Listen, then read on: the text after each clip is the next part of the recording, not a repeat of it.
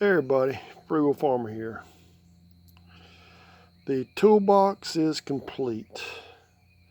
I got a few runs in my paint, but I'm not worried about that. I made do with what I had, and I had some black spray paint, some Rust-Oleum Professional. It dries in like 15 minutes, and it really does. And I took and I taped all this off so I wouldn't paint these, taped the handle off, and I taped over that because I wanted to save that. And I painted the bottom. Well, let me get this in a order. What I did first, I lightly hit it with a wire brush, and then I sprayed it down with some simple green, and then I cleaned it off with a rag and washed it off again and let it dry. And then I taped everything up, and then that's when I painted the top. I painted the inside up under the lid. I even painted the bottom of this, and everything's been painted. And I painted the inside black, but I went back with another spray coating that is kind of like a rubberized sealant, and this is what I used.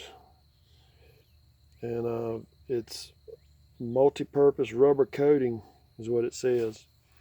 And I sprayed the inside with that after I painted it black, but I figured with the tools in there bumping around, that just give a little extra protection.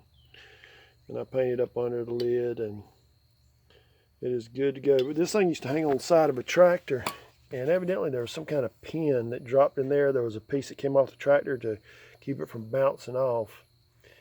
And but like I said, this was on the last tractor my daddy bought, and I just got a lot of sentimental value to me, and I've got the time now, so I said I'd restore it.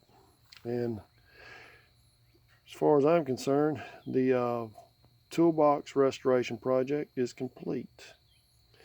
I wish I could show y'all how I do this, but y'all know my editing skills, and I do what I can.